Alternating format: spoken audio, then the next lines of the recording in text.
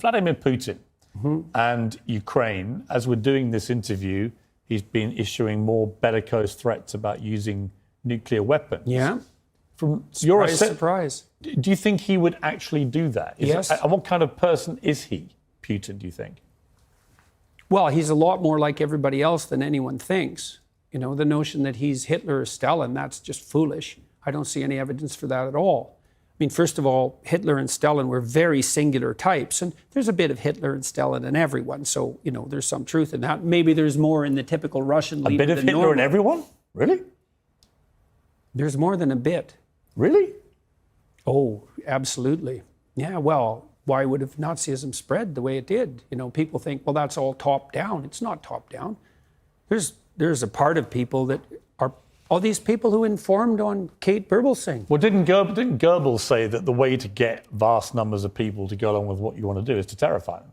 You can do that. hold a grip of terror over them. Oh, yeah, but... And in a way, that's what Putin's now doing with the Russian people, where he's going back now into a position of they're all trying to get us, they want to attack us, they want to take us over. He's terrifying his people to rally support for what at the moment is a conflict he has started, which is not going the way he assumed.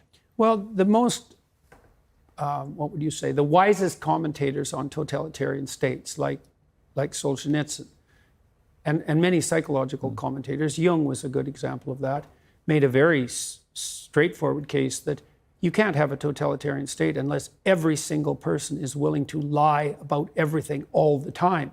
And you can think about that as top down because the leaders lie too. And they also enforce punishments if you don't lie. But then you can also think about it, the totalitarian spirit is replicated at every level of the society. And so in a truly totalitarian state, husbands lie to their wives and parents lie to their children. And the totalitarian state is actually the grip of the lie. And so, and people will certainly go along with that. I mean we're seeing that emerge here with cancel culture. It's like lie or else. Yes. It's like, yeah, well. And the Russian people will be bombarded all the time with state media propaganda and will be buying into a lot of what Putin is saying. Yeah. How does this war end, do you think? We're going to find out this winter. Well, I know what I would do in his shoes. I'd wait till the first cold snap and shut off the taps. Right. Well, because of course he's going to do that. He's got the control over the energy. Of course he's going to do that. He's already warned the West with his insistence that maintenance problems were necessary and the pipelines had to be shut down. Do you think he will use a nuclear weapon? If necessary, he'll use a tactical battlefield weapon. Even if it starts World War III? It won't. Probably. Why? Because we wouldn't respond? What's in it for us? If you let him do it and get away with it, where does that end? Then you are into a Hitler analogy. There's you can get yourself in a situation, no problem, where there's no good outcome. We're trying to do that right now on every front we can possibly imagine. We can easily get ourselves in a situation where it's hell this way and hell that way. That's highly probable. But should the Ukrainians give the Russians anything? When I was over there recently interviewing President Zelensky, what I was struck by was everybody I met in Kyiv, the capital city, were utterly resolute. Don't give them an inch of our land. Yeah, well, I can't speak to that because I don't know what the preconditions for peace might be.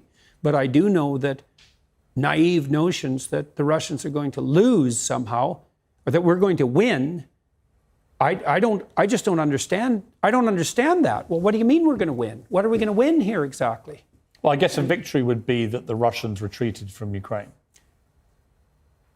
With Ukraine in ruins. Right. Well, okay, fine. That's a hell of a victory. Like, I think Putin could manage that because I think he could tell his people, and I think they might buy it. It's like, we accomplished our objective. We devastated Ukraine and we kept it out of the hands of the West. And that's not great. It's not what we had hoped for, but it's better than the alternative. And I think they would buy that. And I think when Putin went into Ukraine, I thought a bunch of things, which I made a YouTube video about that. People criticized like mad. I thought, okay, well, what's happening here? Oh, I see. His end game for failure is that Ukraine is left in a smoking ruin. Oh, that's a victory. So then he can lose with impunity. Right. So how can we win? We can't win against Vladimir Putin anyways, because you cannot win against someone you cannot say no to. period. And we can't say no to Putin because we sold our soul for his oil and gas. And we did that to elevate our moral stature in relationship to saving the planet. And so here we are, facing a very dire winter, hoisted on the petard of our own foolishness and moral presumption. We're saving the planet. We'll see. I don't think so. It doesn't look like it to me. And this is the most catastrophic issue here. Assuming that we're facing an environmental crisis of planetary proportions, which is not something I buy, by the way, assuming we are, well, then I would imagine that you would put in place measures that would ameliorate that problem instead of exacerbating it. But all the measures you're putting in place are actually making the environmental problem worse. So how is that even vaguely acceptable? And I look at that and I think, oh, I see. It's just like George Orwell said about middle-class socialists 50 years ago. It's not that you love the planet, it's that you hate humanity.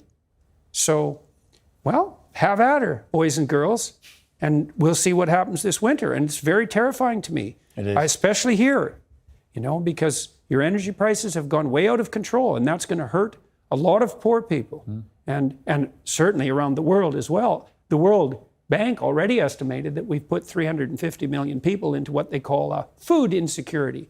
350 million. That's 3 times as many as the communists managed to kill. Maybe we can manage that in a winter. But the planet has too many people on it anyway, so, that's just poor people.